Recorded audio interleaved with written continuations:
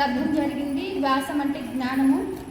విష్ణువే జ్ఞాన రూపంలో ఉద్భవించి మనకి ఇవన్నీ ఇప్పటివరకు మనం చదివినటువంటి విష్ణు సహస్రనామాలు కానీ, అష్టాదశ పురాణాలు కానీ, ఈ 4 వేదాలు కానీ ఇవన్నీ మనకు విష్ణువే గురు రూపేణ వచ్చి మనకు అందించిండు. కాబట్టి వ్యాసాయ విష్ణు రూపాయ అంటారు, వ్యాస రూపాయ విష్ణువే అంటారు. అంటే వ్యాసుడే గురువు, గురువే వ్యాసుడు. అంటే గురువు విష్ణువు అంటే భగవంతుడే గురువు, గురువే భగవంతుడు. అయితే ఇప్పుడు తొలి ఏకాదశి కానీ ముక్కోటి ఏకాదశి కానీ ఎందుకు చేసుకుంటామంటే దీని లోపల బాహ్యార్థము, అంతరార్థము, పరమార్థము అనే 3 అర్థాలు ఉంటాయి.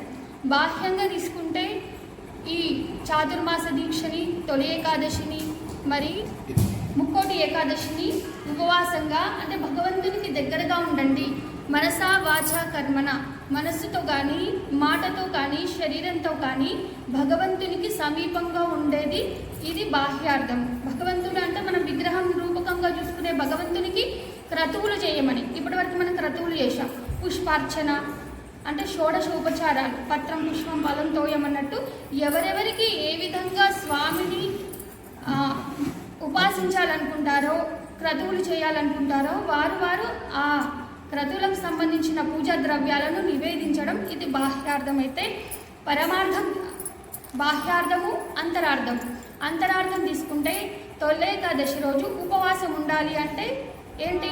నక్తం అంటే ఏమి తినకుండా ఈ ఆహార పదార్థ యుక్తాహార విహారస్య యుక్త కర్మష్ట చేతస్సు అన్నట్టు మితంగా భుజిస్తూ, మితంగా ఆలోచిస్తూ, మితంగా ఉండడం. ఏవి మనకు పంచేంద్రియాలు ఉంటాయి, పంచ జ్ఞానేంద్రియాలు ఉంటాయి, కళ్ళు, చెవులు, ముక్కు, నాలుక, చర్మం.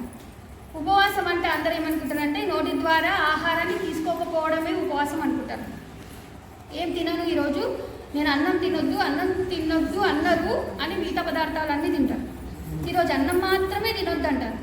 ఇప్పుడు మనకు శ్రీకృష్ణ పరమాత్మ ఏం చెప్పిండు? అన్నాద్ భవంతి భూతాని అన్నాడు. సర్వభూతాలు అన్నం వలననే ఏర్పడ్డాయి. అన్నం అంటే ఏంటి తెలియాలి మనకి. అన్నం అంటే బియ్యమే కాదు, అన్నం అంటే ఆహారం. ఏ ఆహారం? పంచ జ్ఞానేంద్రియాలకి, కళ్ళకేమిస్తున్నాం, చెవులకేమిస్తున్నాం, ముక్కేమిస్తున్నాం, నాలుకకేమిస్తున్నాం, చర్మానికేమిస్తున్నాం. ఇవన్నిటిని ఏవైతే ఈ పంచ జ్ఞానేంద్రియాలకు ఉపవాసం ఇవ్వమన్నారు. అంటే చెడు వినొద్దు, చెడు చూడొద్దు, చెడు మాట్లాడొద్దు, చెడు స్పర్శను కోరుకోవద్దు. ఇవన్నీ పంచ జ్ఞానేంద్రియాలకు ఏవేవి ఇస్తే అది ఉపవాసం అవుతుంది. ఉపవాసం, ఉప అంటే సమీపంగా, వాసం అంటే ఉండడం. ఎవరికి దగ్గరగా ఉండాలంటే భగవంతునికి మనస్సు దగ్గరగా ఉంచడం ఉపవాసం. ఇప్పుడు తిథి అంటారు, ఏది ఏకాదశి అంటారు.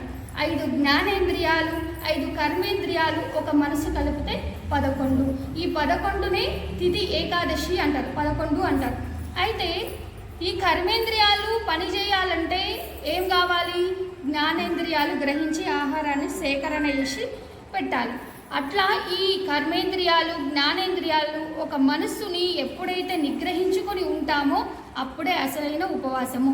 అదే ఇప్పుడు ఇంకో విషయం ఏం చెప్పాలంటే ఈరోజు చాతుర్మాస దీక్ష విష్ణువు యోగ నిద్రలోకి వెళ్తాడు అని దాంట్లో పరమరహస్యం ఉంది. ఇది పరమార్థం ఇప్పుడు చెప్పుకునేది. ఫస్ట్ చెప్పుకుంది బాహ్యార్థము, తర్వాత అంతరార్థం.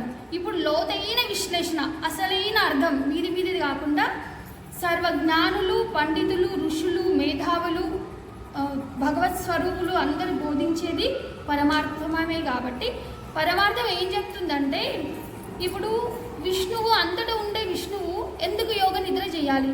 ఆయననే దేవుడు కదా, మరి యోగ నిద్రలకు ఎందుకు వెళ్ళాలి? ఈ డౌట్ రావాలి మనకి. మనం విష్ణు విశ్వం విష్ణు వశత్కారు అని ఇట్లా తపిస్తున్నాం కదా, మరి ఆయననే దేవుడు, మరి యోగ నిద్రకు ఎందుకు వెళ్ళాలి? ఇక్కడే ఉంది. ఈ పాయింట్ పట్టుకుంటేనే మనకు పరమార్థం దొరుకుతుంది, రహస్యం దొరుకుతుంది, ముక్తి మార్గం కూడా ఇక్కడే దొరుకుతుంది. అయితే ఎందుకు యోగ నిద్ర చేయాలి?